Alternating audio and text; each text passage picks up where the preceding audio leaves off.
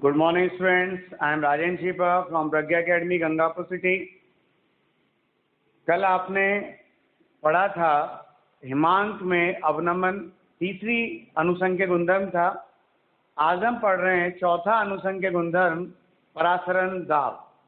परासरण दाब को पढ़ने से पहले हम कुछ परिभाषाएं पढ़ेंगे, जिनमें से पहली परिभाषा तो है विसरण की,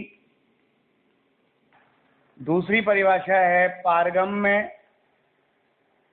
व अर्ध पारगम्य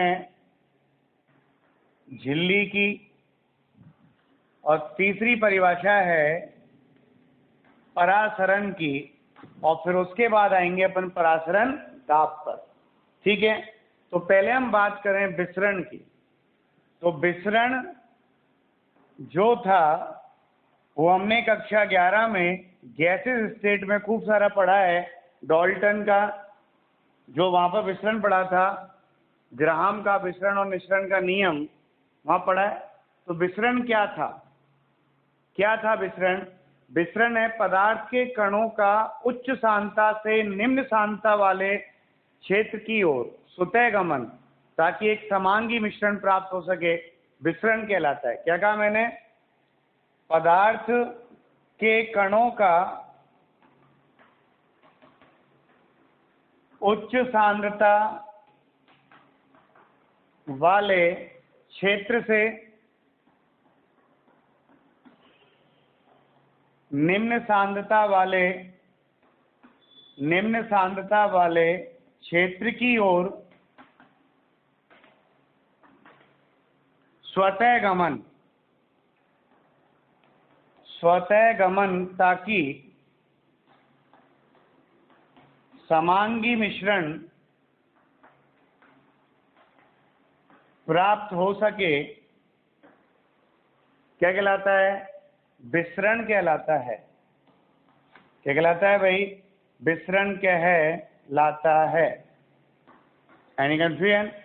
तो विसरण का मीन क्या है? विसरण का मीन है कि पदार्थ के कणों का उच्च सांद्रता वाले क्षेत्र से निम्न सांद्रता वाले क्षेत्र की ओर, मतलब यहाँ जो पदार्थ जाएगा वो उच्च सांद्रता से निम्न सांद्रता वाले क्षेत्र की ओर स्वतः गमन करेगा।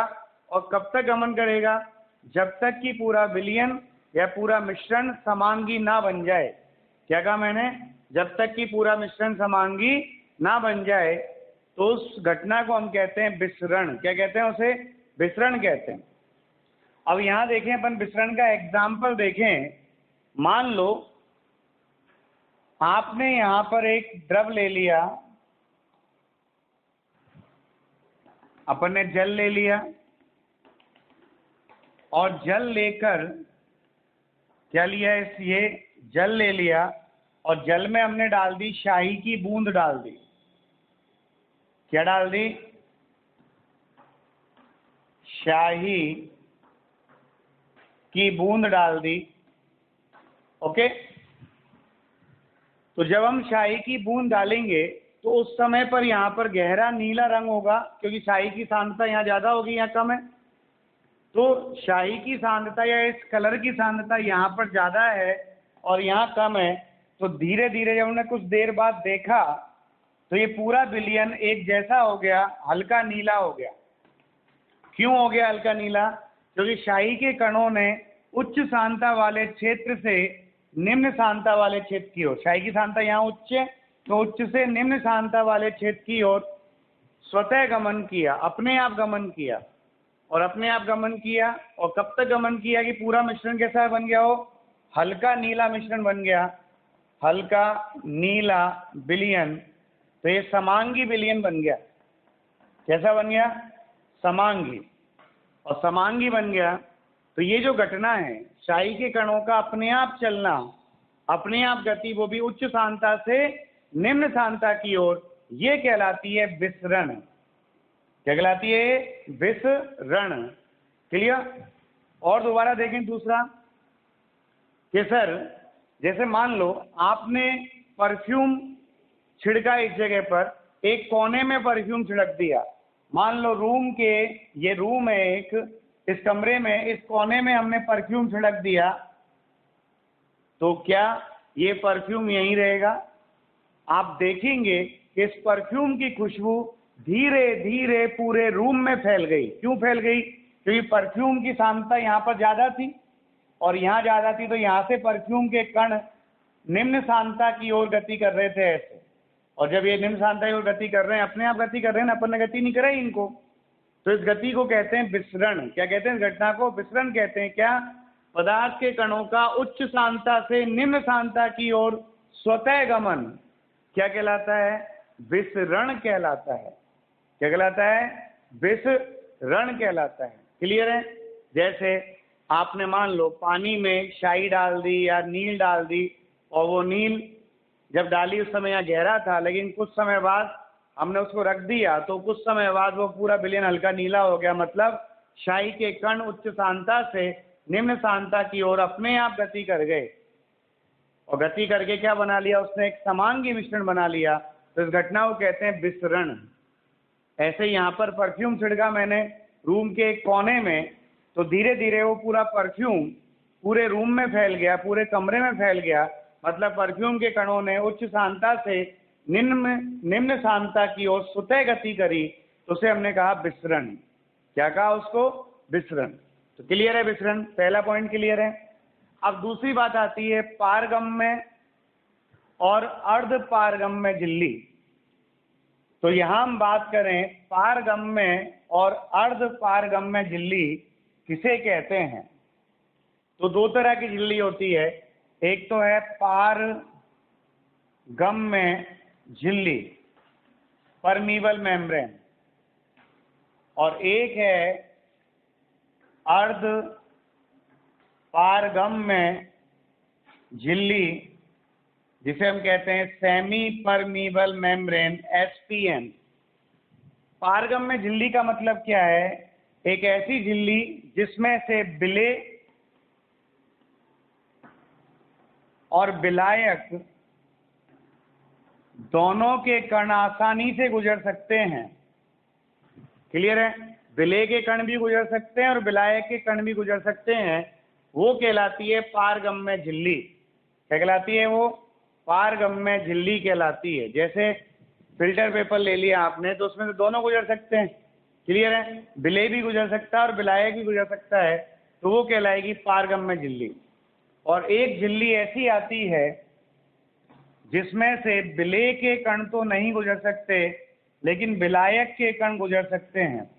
मतलब विलायक तो गुजर सकता है, लेकिन ये विलेय को नहीं जाने देगा। क्लियर है? तो वो झिल्ली कहलाती है अर्ध पारगम्य झिल्ली। क्या कहा मैंने? वह झिल्ली जिसमें से होकर केवल विलायक के कण गुजर सकते हैं, विलेय के नहीं, अर्ध पारगम्य झिल्ली कहलाती है। क्या कहलाती है भाई? अर्ध पारगम्य झिल्ली कहलाती है। जैसे अपन बात करें जांतव झिल्ली,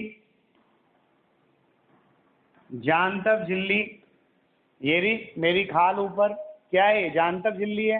क्लियर? इसमें पसीना ही बाहर आता है ना भाई? क्या इसमें से ब्लड वगैरह बाहर आता है बिना कट लगे? नहीं आता। ये जांतव झिल्ली हो गया। एक सेलोफेन शीट हो गई, सेलोफेन शीट हो गई, एक पर्चमेंट पेपर हो गया। ये सब क्या है? आपके अर्ध पारगम्य झिल्लियां हैं। क्लियर? तो पारगम्य का मतलब तो क्या है? जिसमें से दोनों गुजर सकते हो, विलेय भी और विलायक भी, वो कहलाती है पारगम्य झिल्ली।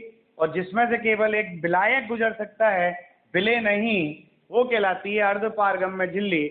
हमारे इस चैप्टर में ये अर्ध पारगम्य झिल्ली काम आएगी, क्योंकि परासरण दाब और परासरण क्रिया अर्ध पारगम्य झिल्ली में से ही होती है।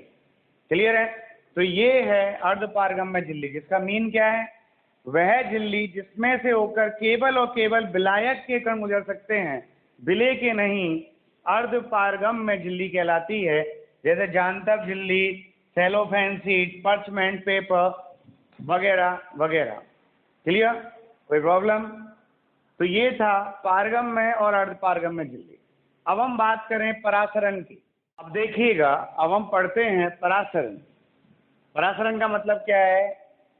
परासरण का मतलब है शुद्ध विलायक के कणों का, शुद्ध विलायक के कणों का निम्न सांद्रता वाले विलयन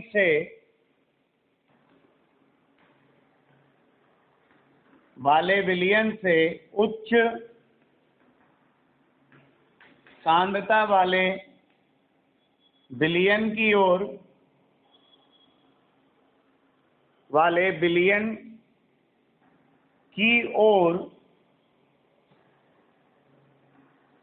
अर्ध पारगम में झिल्ली में से स्वतः गमन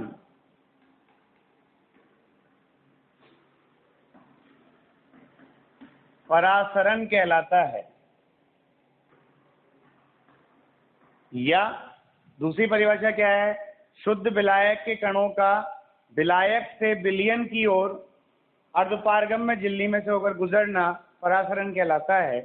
तो यहाँ पर परासरण की परिभाषा में आप या तो ले सकते हैं दो विलयन, एक निम्न सांद्रता वाला और एक उच्च सांद्रता वाला। जब यहाँ पर ये दो विलयन हैं, यहाँ बीच में हमने क्या लगा दी? अर्धपारगम में झिल्ली लगा दी। तो यहाँ विलयन फर्स्ट है और यहाँ विलयन सेकंड है। हमने मान लिया सेकंड की सांद्रता फर्स्ट से ज़्यादा है, मतलब सेकंड जो है वो उच्च सांद्रता वाला है और ये फर्स्ट जो है वो निम्न सांद्रता वाला विलयन है, और ये बीच में लग रही है आपके अर्धपारगम में झिल्ली, सेमी परमीबल मेम्ब्रेन।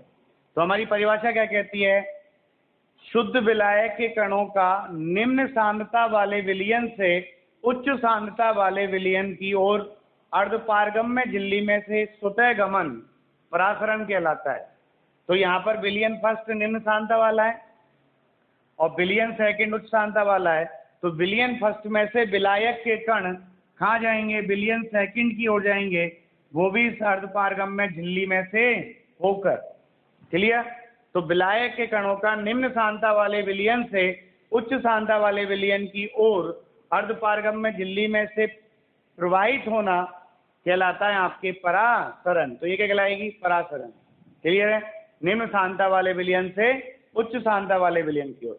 अब यहाँ पे मान लो अपन विलयन एक ही लें और एक तरफ विलायक ले लें, तो यहाँ पर अपन ने ले लिया विलायक और यहाँ पर अपन ने ले लिया विलयन, और ये बीच में लगा दी अर्धपारगम में झिल्ली, सेमी परमीबल मेम्ब्रेन। तो ये परिभाषा क्या कहेगी यहाँ पर कि भाई विलायक के कणों का विलयन की ओर स्वतः प्रवाह, वो भी किसमें से होकर? अर्धपारगम में झिल्ली में से होकर, ये कहलाता है आपके परासरण।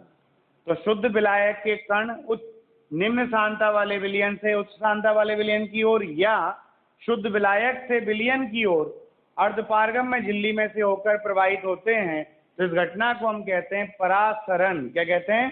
परासरण। कोई कंफ्यूजन? तो ये है परासरण। तो सारी चीज हमने देखी कि ऊष्मा प्रवाहित होती है तो उच्च से निम्न सांद्रता की ओर, उच्च ताप से निम्न ताप की ओर होती है, हर चीज उच्च से निम्न की ओर जाती है। लेकिन आप परासरण में ध्यान रखें, ये निम्न से उच्च की ओर आता है। तो यहाँ जो कणों का प्रवाह होता है वो निम्न से उच्च की ओर होता है, और किसके कण जाएंगे? केवल विलायक के कण। केवल किसके कण? विलायक के कण निम्न सांद्रता वाले विलयन से उच्च सांद्रता वाले विलयन की ओर या शुद्ध विलायक से विलयन की ओर अर्धपारगम में झिल्ली में से होकर प्रवाहित होंगे। इसे हम कहते हैं परासरण। क्या कहते हैं इसे? परासरण। अब परासरण का एग्जाम्पल अपन देखें तो एग्जाम्पल में क्या होता है, ये दो तरह का बता दिया अपन ने, एक तो अंतः परासरण और एक बाह्य परासरण।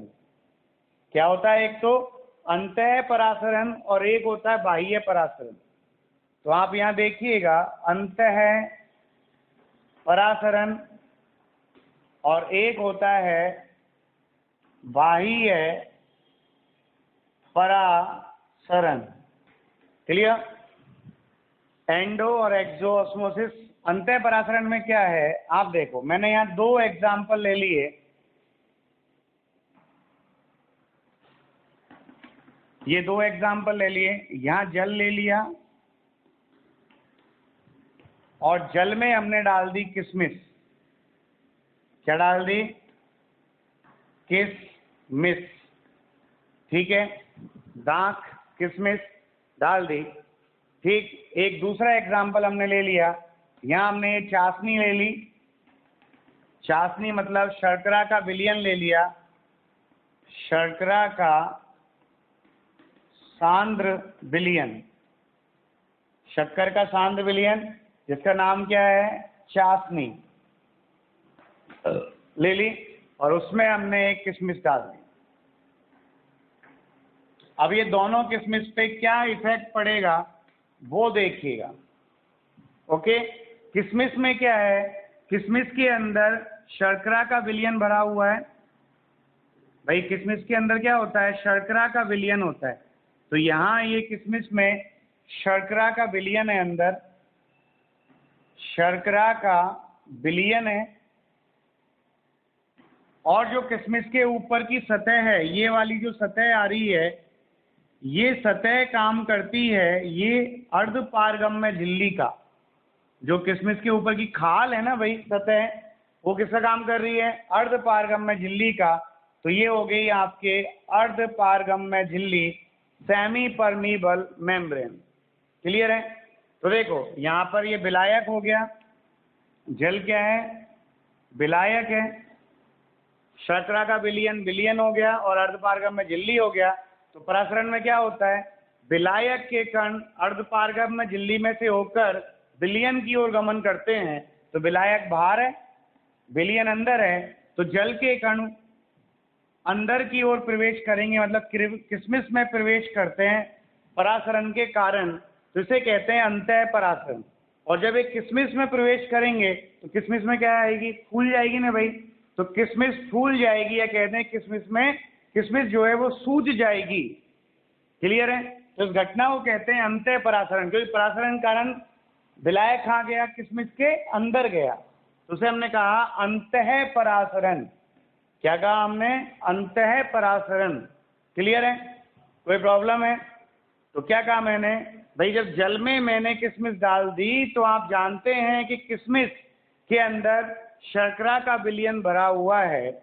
क्लियर है? और किशमिश की जो सतह है वो अर्धपारगम्य झिल्ली का कार्य करती है, और जल बाहर विलायक का काम कर रहा है। तो परासरण में क्या होता है, विलायक के कण अर्धपारगम्य झिल्ली में से होकर विलयन में प्रवेश करते हैं। तो ये विलायक के कण अर्धपारगम्य झिल्ली में से होकर विलयन में प्रवेश कर रहे हैं, तो ये जल के कण अंदर जा रहे हैं किशमिश में, तो किशमिश फूल जाएगी, और इस घटना को हम कहते हैं अंतः परासरण। क्या कहते हैं, अंतः परासरण। अब आप देखो दूसरा केस हमने ले लिया कि हमने चाशनी मतलब शर्करा का गाढ़ा विलयन, उस गाढ़े विलयन में हमने एक किशमिश डाल दी, ये किशमिश डाल दी। तो किशमिश में भी क्या है, शर्करा का विलयन है, यहाँ पर भी शर्करा का विलयन है, और बाहर भी शर्करा का विलयन है, और किशमिश की जो ये सतह है ये अर्धपारगम्य झिल्ली का काम कर रही है। अब दोनों तरफ शर्करा का विलयन है, बाहर भी और अंदर भी, लेकिन बाहर अधिक सांद्रता वाला विलयन है और अंदर जो है वो निम्न सांद्रता वाला विलयन है। तो ये निम्न सांद्रता वाला है, किशमिश में शर्करा की सांद्रता कम है और चाशनी में शर्करा की सांद्रता ज़्यादा है, तो ये उच्च सांद्रता वाला विलयन हो गया। अब किशमिश के अंदर निम्न सांद्रता वाला विलयन है, किशमिश के बाहर उच्च सांद्रता वाला विलयन है, और बीच में किशमिश की परत है जो अर्धपारगम्य झिल्ली है। तो परासरण में क्या होता है, विलायक के कण निम्न सांद्रता से उच्च सांद्रता की ओर गमन करते हैं। तो विलायक के कण मतलब अंदर से जो जल के कण होंगे, वो जल के कण निम्न सांद्रता किशमिश के अंदर है से उच्च सांद्रता मतलब बाहर की ओर गमन करेंगे ऐसे, और बाहर की ओर गमन करते हैं। तो यहाँ परासरण के कारण विलायक बाहर आ रहा है, तो इसे कहते हैं बाह्य परासरण। और जब इसमें से जल के कण बाहर आ जाएंगे तो किशमिश क्या होगी, सिकुड़ जाएगी। क्या होगी, किशमिश सिकुड़ जाएगी। तो किशमिश का सिकुड़ना जो है वो है बाह्य परासरण का उदाहरण, और किशमिश का फूलना जो है वो है अंतः परासरण का उदाहरण। दोनों आए कि नहीं आए, आप यहाँ देख लिए दोबारा से, किशमिश के अंदर भी शर्करा का विलयन है और बाहर भी शर्करा का विलयन है, लेकिन किशमिश के अंदर शर्करा की सांद्रता कम है।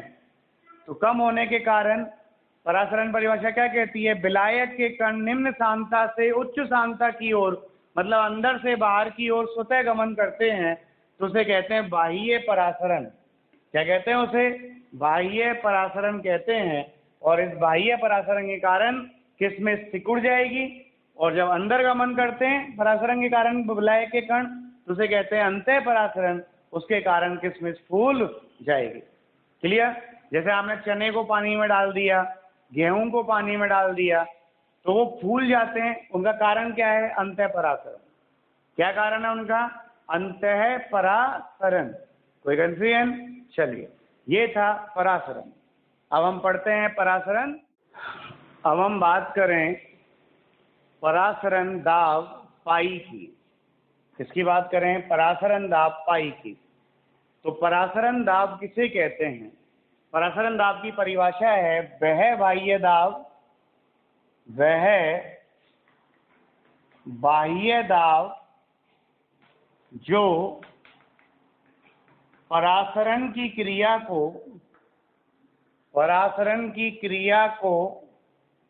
रोक दे।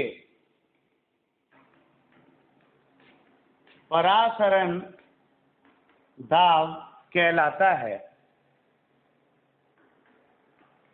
क्या कहलाता है भाई? परासरण दाब कहलाता है या वह द्रव स्थैतिक दाब जो परासरण की क्रिया को रोक दे, परासरण दाब कहलाता है। क्लियर है? तो यहाँ परासरण दाब की परिभाषा क्या है? वह बाह्य दाब जो परासरण क्रिया को रोक दे, मतलब वह दाब जो परासरण क्रिया को रोक दे परासरण दाब कहलाता है, या वह द्रव स्थैतिक दाब जो परासरण क्रिया को रोक दे वो परासरण दाब कहलाता है। इसे हम किससे प्रदर्शित करते हैं? इसे पाई से प्रदर्शित करते हैं। किससे प्रदर्शित करते हैं? पाई से प्रदर्शित करते हैं। तो परासरण दाब का मतलब क्या है? परासरण दाब का मतलब है वह बाह्य दाब जो परासरण की क्रिया को रोक दे, या वह द्रव स्थैतिक दाब जो परासरण क्रिया को रोक दे, परासरण दाब कहलाता है। अब इसे समझने के लिए हम यहाँ पर दो प्रयोग करते हैं और उस प्रयोग के द्वारा समझते हैं। जैसे हमने मान लो यहाँ एक थिसिल कीप वाला प्रयोग ले लिया। पहले का नाम क्या है? थिसिल कीप प्रयोग। तो यहाँ थिसिल कीप वाला प्रयोग ले लिया हमने। यहाँ एक थिसिल कीप ले ली, ये एक थिसिल कीप है,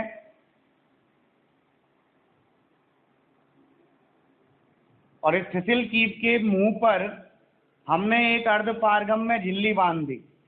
क्लियर?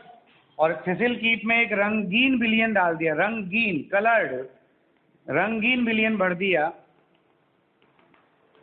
क्लियर है? तो ये क्या है आपके? ये थिसिल कीप है,